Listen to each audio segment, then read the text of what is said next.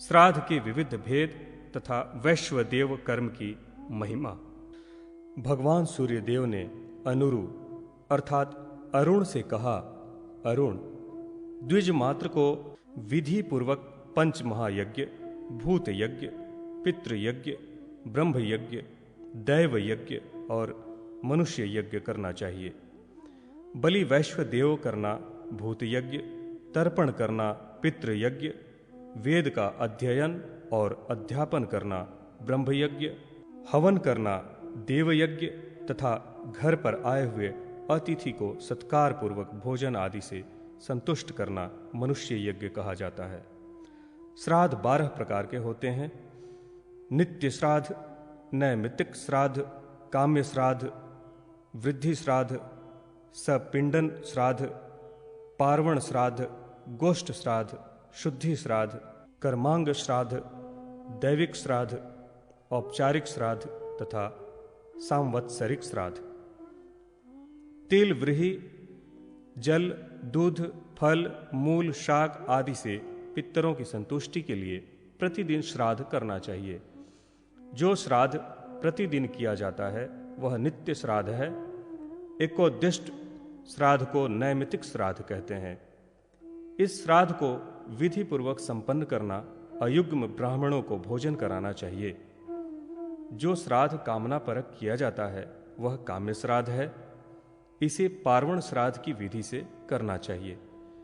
वृद्धि के लिए जो श्राद्ध किया जाता है उसे वृद्धि श्राद्ध कहते हैं।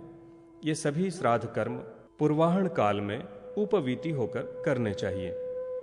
सपिंडन श्राद्ध में 4 पात्र बनाने चाहिए। उनमें गंध, जल और तिल छोड़ना चाहिए। प्रेत पात्र का जल पितृ पात्र में छोड़ें। इसके लिए ये समानाह मंत्रों का पाठ करना चाहिए। स्त्री का भी एकोद्दिष्ट श्राद्ध करना चाहिए। अमावस्या तथा किसी पर्व पर जो श्राद्ध किया जाता है उसे पार्वण श्राद्ध कहते हैं। गौओं के लिए किया जाने वाला श्राद्ध कर्म गोष्ठ श्राद्ध कहलाता है। पितरों की तृप्ति के लिए, संपत्ति और सुख की प्राप्ति हेतु तथा विद्वानों की संतुष्टि के निमित्त जो ब्राह्मणों को भोजन कराया जाता है वह शुद्ध्यर्थ श्राद्ध है। गर्भाधान, सीमंतोन्नयन तथा पुंसवन संस्कारों के समय किया गया श्राद्ध कर्मांग श्राद्ध है। यात्रा आदि के दिन देवता के उद्देश्य से घी के द्वारा किया गया हवनादि कार्य दैविक श्राद्ध कहलाता है। शरीर की वृद्धि, शरीर की पुष्टि तथा अश्व वृद्धि के निमित्त किया गया श्राद्ध औपचारिक श्राद्ध कहलाता है। सभी श्राद्धों में सांवत्सरिक श्राद्ध सबसे श्रेष्ठ है।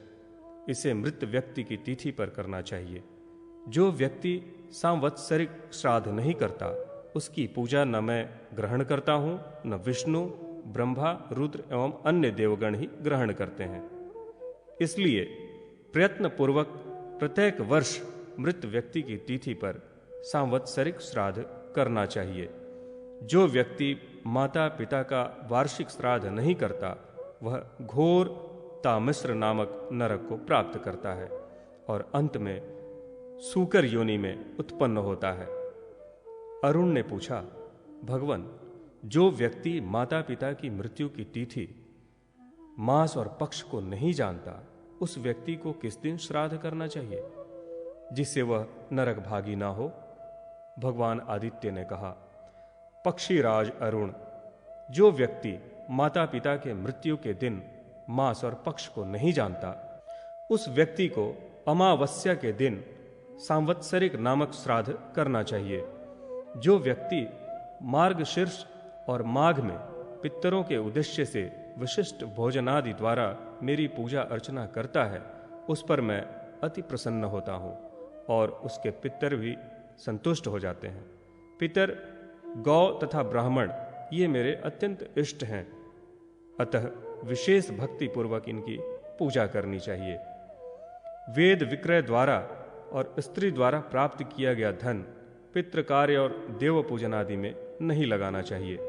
वैश्वदेव कर्म से हीन और भगवान आदित्य के पूजन से हीन वेदवेत्ता ब्राह्मण को भी निंद्य समझना चाहिए। जो वैश्व देव किए बिना ही भोजन कर लेता है वह मूर्ख नरक को प्राप्त करता है। उसका अन्न पाक व्यर्थ है।